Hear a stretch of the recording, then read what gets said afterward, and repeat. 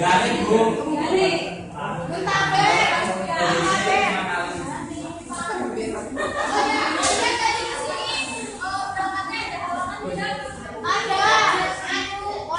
Saya berhalangan.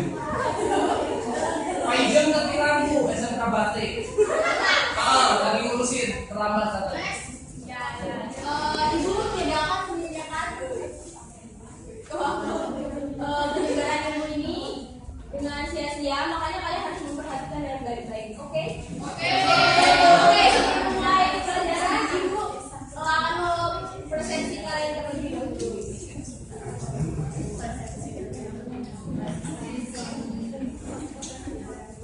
Oh ya, ada yang tidak masuk hari ini? Ada yang tidak masuk? Ada temennya se-sampingnya ada yang nggak ada?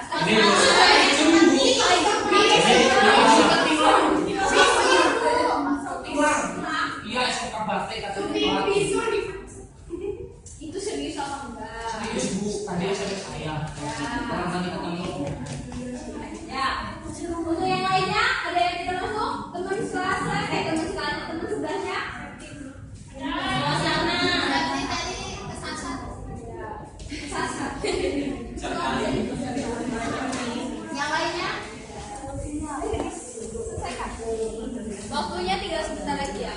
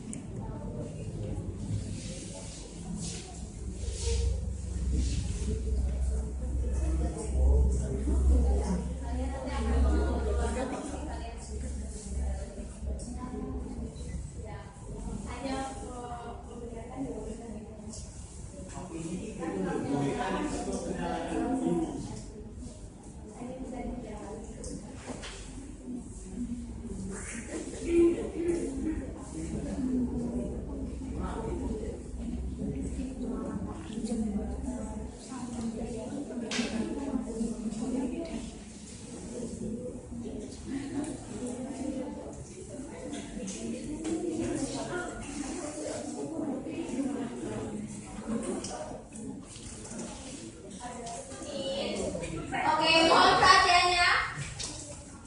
Untuk kelompok dari pemerintah ada kelompok 1, 2, dan 3. Mohon tunjuk satu orang dari setiap kelompok kecil untuk maju ke depan. Kelompok 1 siapa? Oke, Septi silakan maju ke depan. Tolong kursinya ya. Untuk kelompok 2 siapa? Demo pemerintah. Oke, silakan maju ke depan. Karena kok. Oke, kelompok 3. Silakan. Sekarang kelompok masyarakat. Untuk kelompok 1 siapa yang akan diajukan? Oke, Mbak Cinta silakan membawa bukunya. Oke, kelompok 2. Iya. Oke, dia silakan. Kelompok 3.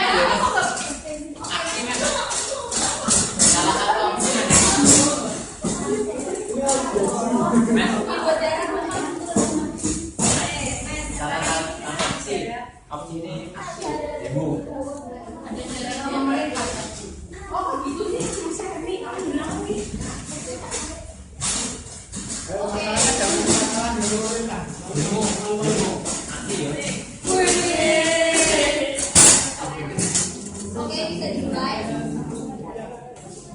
Silakan.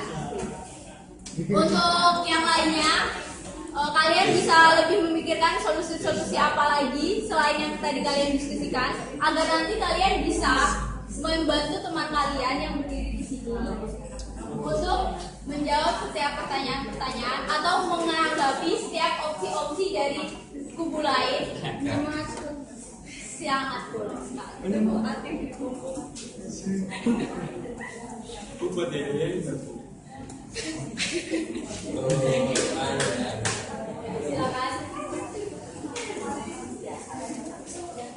Pemerintah. Sudah Bu? Sudah selesai. Nah, untuk anggota kelompoknya silakan memperhatikan para pahlawan kalian ini.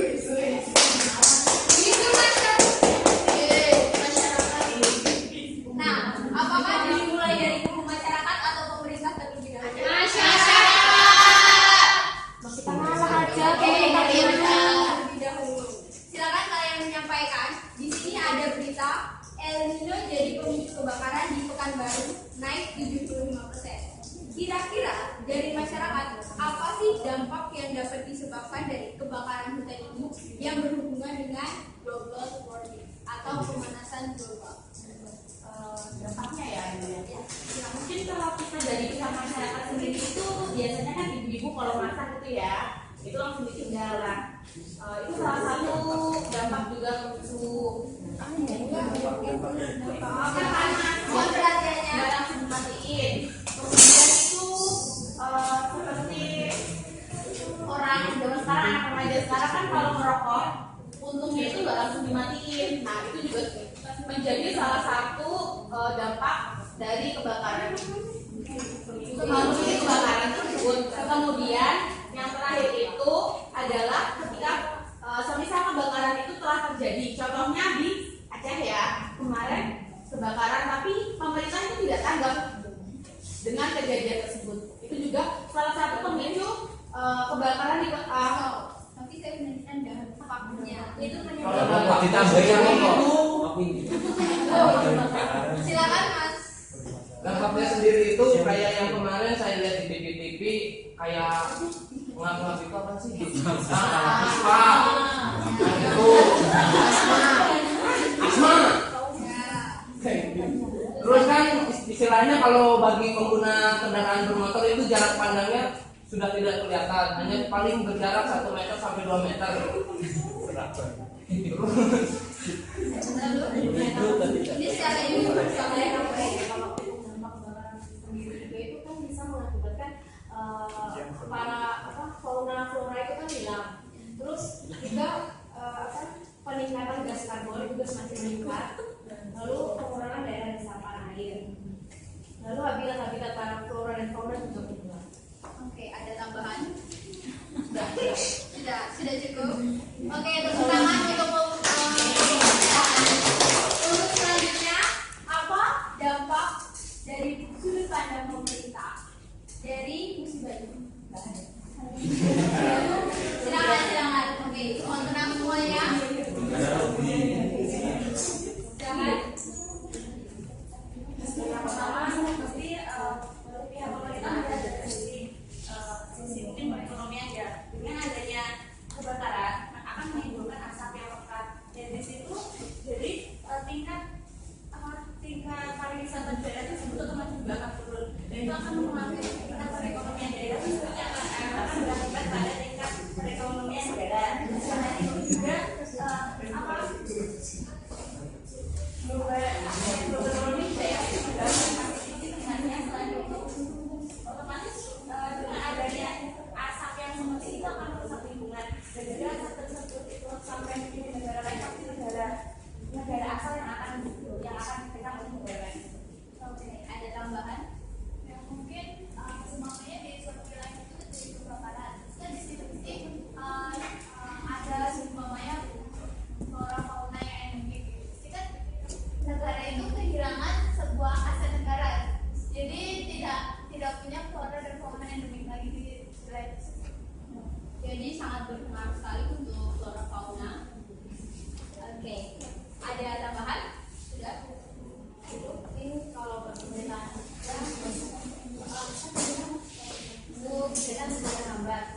Kalau kebakaran hutan itu kan otomatis aktivitasnya juga terhambat karena ada asap tersebut. Ya, sekolah diliburkan, kantor juga diliburkan. Ya, sudah cukup. Oke, tepuk tangan untuk pemerintah. Nah, pertanyaan selanjutnya yaitu karena ini sudah terjadi, dan solusi apa yang dapat kalian tawarkan dari pihak masyarakat terlebih dahulu, silakan. Dari pemerintah dulu aja. Ya. Setuju semuanya? Setuju. Oke, silakan dari pihak pemerintah.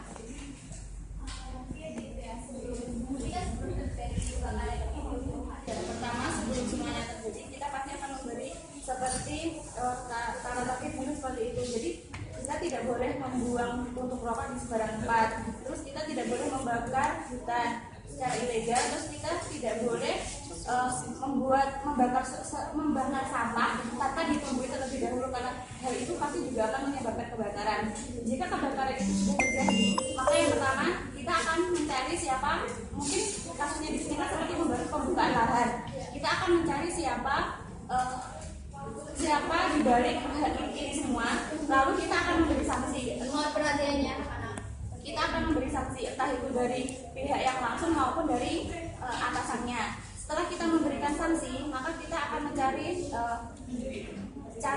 jalan keluar untuk memadamkan hal tersebut. Mungkin kita akan membuat hujan buatan atau seperti itu. Setelah pemadaman selesai, kita akan memberi bibit untuk diberikan kepada masyarakat agar masyarakat juga sadar dan melakukan reboisasi. Jadi bukan hanya pemerintah yang memiliki wacana, tapi masyarakat juga berperan aktif dalam mensosialisasikan wacana tersebut. Oke, sudah cukup dari pemerintah. Mungkin dari pemerintah juga dapat mengimbau untuk warga masyarakat itu tidak memasuk titik ilegal ya, seperti yang dari Jakarta itu setiap musim kemarau pasti terjadi kebakaran kios, pasar seperti itu kan terjadi karena korsleting, dan itu juga dapat memicu kebakaran. Jadi pemerintah dapat mengimbau masyarakat untuk tidak berbuat seperti itu karena juga merugikan. Menanggapi yang solusi yang sudah ditawarkan oleh pemerintah. Ya, tadi sedikit saya sudah menjabarkan sedikit ya tentang solusinya. Kemudian saya menambahkan seperti kalau kita membakar sampah itu kalau bisa jangan di saat kemarau. Itu juga ya maksudnya kalau misalkan ya boleh lah membuang sampah itu ketika musim kemarau itu boleh, tapi lihat situasi kondisi. Kemudian kalau misalkan lagi masak itu harus ditungguin juga. Biasanya kan ibu-ibu ditinggal, nah itu juga dapat memicu kebakaran. Mungkin bisa mengambil Silakan. hal tersebut kan dari pemerintah kita juga sudah memberi peraturan-peraturan itu kan dari dulu. Cuma mungkin seperti ibu-ibu yang memasak terus ditinggal itu kan memang kelalaian dari masyarakat sendiri, tapi berakibatnya pada pemerintah. Jadi alangkah lebih baik bukan hanya pemerintah yang bisa introspeksi, dari masyarakat itu juga bisa seperti itu. Oke, silakan ditanggapi dari pihak Ini masyarakat. saya kembali lagi ke yang kasus kemarin tentang yang di Jambi, tentang kebakaran itu. Kenapa pemerintah kurang sigap, sedangkan waktu ada acara final bola itu di Jakarta itu malah sampai ribuan polisi mengawal Jakarta. Karena dari bola tersebut kan istilahnya membanding-bandingkan antara satu masalah dengan masalah lain. Nah, kalau menurut saya, apakah masalah yang bola itu lebih penting daripada masalah kebakaran? Sebenarnya itu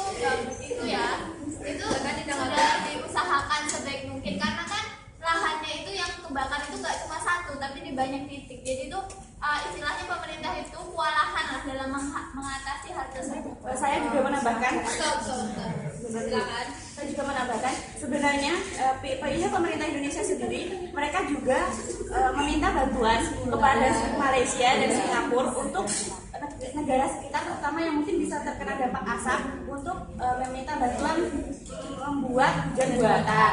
Tapi hal tersebut juga tidak langsung disosialisasikan kepada masyarakat. Soalnya belum tentu jika kita langsung mensosialisasikan hal tersebut, masyarakat juga akan setuju. Pasti masyarakat juga akan beranggapan, kenapa tidak pemerintah Indonesia sendiri yang membuat seperti itu? Apakah pemerintah Indonesia sendiri tidak bisa? Sebenarnya pemerintah Indonesia sendiri bisa. Hanya saja luas daerah yang sangat besar itu untuk mengadakan hujan buatan itu biayanya mahal, Mas. Jadinya kita memerlukan bantuan dari negara. Saya kira sosialisasi dari pemerintah saya kira juga kurang, terus ketegasan untuk soal perizinan Kan sebenarnya pembakaran lahan itu kan legal ya, asalkan ada izinnya sebelum.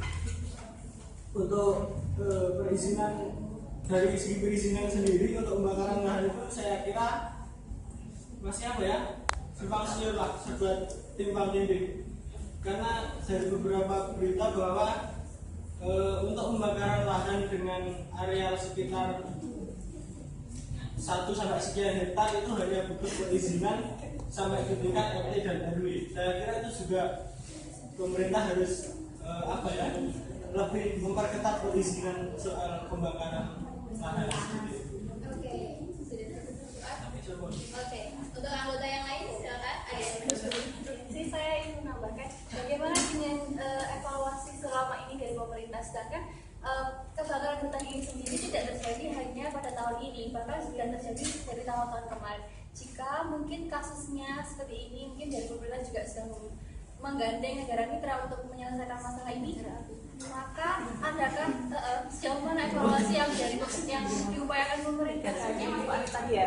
Tadi kan Mas Fuad ya, mengapa ada pembukaan lahan yang legal seperti itu kan? Sebenarnya pemerintah sendiri untuk melegalkan suatu pembukaan lahan, kita juga akan memikirkan bagaimana dampak dari hal tersebut. Sebenarnya kita membuka daerah lahan di daerah resapan air, pasti kita juga akan mencari daerah tempat lain yang kemungkinan di tempat tersebut tidak produktif untuk dibuka lahannya, lalu kita buat di situ untuk resapan air seperti itu, Mas. Jadinya tidak langsung kita melegalkan suatu tempat tanpa kita membuat tempat yang lain untuk fungsi yang sama, tidak. Jadi kita tetap mencari tempat yang lain untuk bisa menggantikan tempat yang dibuka tersebut seperti itu. Jadi adanya seperti ini kita membuka lahan dengan cara pembakaran itu sebenarnya tidak ilegal, tapi tetap dilakukan oleh masyarakat. Jadinya mengapa masyarakat tidak sadar dari awal bahwa jika dia memang ingin membuka lahan, harusnya mereka meminta dan itu kan selain mungkin dari faktor masyarakat yang mereka tidak menaati peraturan, juga ada seperti El Nino. Jadi El Nino ini kan faktor alam ya, jadi tidak bisa disalahkan entah itu dari pihak pemerintah maupun pihak masyarakat. Jadi adanya kebakaran hutan yang berdampak pada global warming ini seharusnya entah itu dari pemerintah maupun dari masyarakat itu mereka tetap melakukan evaluasi dari diri sendiri. Jadi jika tidak ingin hal seperti ini terulang kembali, seharusnya kita tidak melakukan hal tersebut. Oke, sekian sudah cukup. Oke, untuk dari kubu masyarakat, apakah ada tanggapan? Pak ada benar. Silakan. Sejauh ini pemerintah hanya menyorot masyarakat ya dalam menaruh peraturannya seperti itu. Apakah dari pemerintah sendiri, sedangkan pemerintah adalah merupakan bagian dari masyarakat juga, apakah ketegasan sejauh mana ketegasan pemerintah itu terhadap bagian struktural dari pemerintah itu tentang, kan kita tidak pernah tahu ya masyarakat bahwa mungkin di balik pembukaan lahan secara legal itu ada semacam korupsi atau apa yang dilakukan oleh pemerintah kayak gitu, akhirnya merugikan masyarakat kayak gitu. Jadi dari masyarakat sendiri mungkin pemerintah saja penjelasan tentang apakah sudah ditetapkan peraturan untuk pemerintah dan parlemennya kayak gitu tentang, jadi tidak hanya masyarakat yang dipojokkan dalam peraturan pemerintah itu. Oke, sudah cukup waktu. Untuk anggota selanjutnya, silakan. Iya, tadi menanggapi dari pihak pemerintah tadi kan mengatakan bahwa masyarakat yang membakar hutan ya. Kemarin juga saya dengar dari sekitar juga sebenarnya masyarakat memang benar dia membakar hutan, tapi dia itu ada perintah dari perusahaan. Nah, otomatis bila udara semakin meningkat, es di kutub pun juga akan ikut mencair gara-gara